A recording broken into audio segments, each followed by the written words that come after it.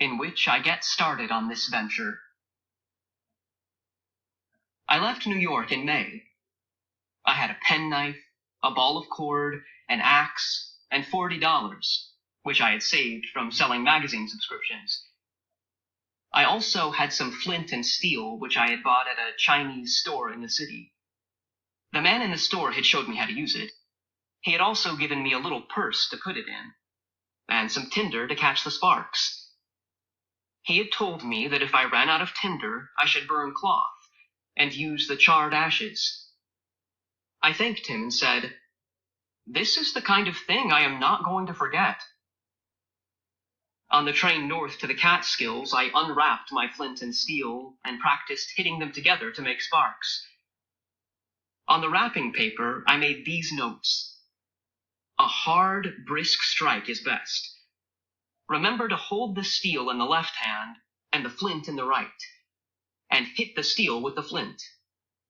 The trouble is the sparks go every which way. And that was the trouble. I did not get a fire going that night. And as I mentioned, this was a scary experience. I hitched rides into the Catskill Mountains. At about 4 o'clock, a truck driver and I passed through a beautiful, dark hemlock forest, and I said to him, "This is as far as I am going." He looked all around and said, "You live here?" "No," I said, "but I am running away from home, and this is just the kind of forest I have always dreamed I would run to. I think I'll camp here tonight." I hopped out of the cab. "Hey, boy," the driver shouted. "Are you serious?" "Sure," I said. "Well, now ain't that something? You know, when I was your age, I did the same thing. Only thing was, I was a farm boy and ran to the city. And you're a city boy running to the woods. I was scared of the city. Do you think you'll be scared of the woods?" "Heck no," I shouted loudly. As I marched into the cool, shadowy woods, I heard the driver call to me, "I'll be back in the morning if you want to ride home." He laughed. Everybody laughed at me, even Dad. I told Dad that I was going to run away to great-grandfather Gridley's land. He had roared with laughter and told me about the time he had run away from home. He got on a boat headed for Singapore, but when the whistle blew for departure, he was down the gangplank and home in bed before anyone knew he was gone. Then he told me, "Sure, go try it. Every boy should try it." I must have walked a mile into the woods until I found a stream. It was a clear, athletic stream that rushed and ran and jumped and splashed. Ferns grew along its bank, and its rocks were upholstered with moss. I sat down, smelled the piney air, and took out my penknife. I cut off a green twig and began to whittle. I've always been good at whittling. I carved a ship once that my teacher exhibited for parents' night at school. First, I whittled an angle on one end of the twig. Then I cut a smaller twig and sharpened it to a point. I whittled an angle on that twig, and bound the two angles face to face with a strip of green bark. It was supposed to be a fishhook. According to a book on how to survive on the land that I read in the New York Public Library, this was the way to make your own hooks. I then dug for worms. I had hardly chopped the moss away with my axe before I hit frost. It had not occurred to me that there would be frost in the ground in May. But then I had not been on a mountain before. This did worry me, because I was depending on fish to keep me alive until I got to my great-grandfather's mountain, where I was going to make traps and catch game. I looked into the stream to see what else I could eat, and as I did, my hand knocked a rotten log apart. I remembered about old logs and all the sleeping stages of insects that are in it. I chopped away until I found a cold white grub. I swiftly tied a string to my hook, put the grub on, and walked up the stream looking for a good place to fish. All the manuals I had read were very emphatic about where fish lived, and so I had memorized this. In streams, fish usually congregate in pools and deep, calm water. The heads of riffles, small rapids, the tail of a pool, eddies below rocks or logs, deep undercut banks, in the shade of overhanging bushes, all are very likely places to fish.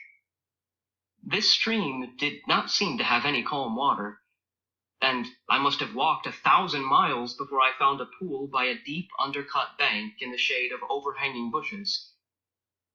Actually, it wasn't that far. It just seemed that way because as I went looking and finding nothing, I was sure I was going to starve to death. I squatted on this bank and dropped in my line. I did so want to catch a fish. One fish would set me upon my way, because I had read how much you can learn from one fish. By examining the contents of its stomach, you can find what the other fish are eating, or you can use the internal organs as bait. The grub went down to the bottom of the stream. It swirled around and hung still. Suddenly, the stream came to life and rode back and forth and around in a circle. I pulled with a powerful jerk. The hook came apart, and whatever I had went circling back to its bed. Well, that almost made me cry. My bait was gone, my hook was broken, and I was getting cold, frightened, and mad. I whittled another hook, but this time I cheated and used string to wind it together instead of bark.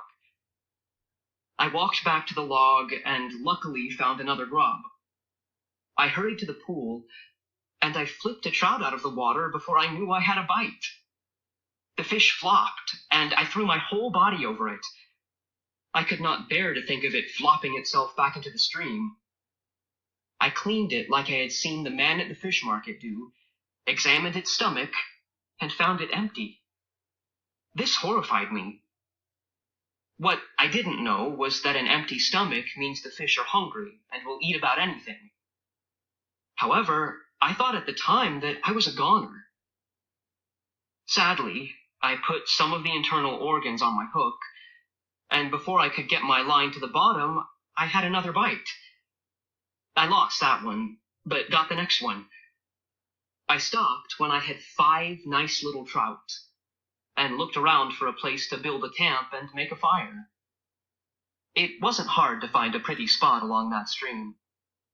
I selected a place beside a mossy rock in a circle of hemlocks. I decided to make a bed before I cooked. I cut off some boughs for a mattress.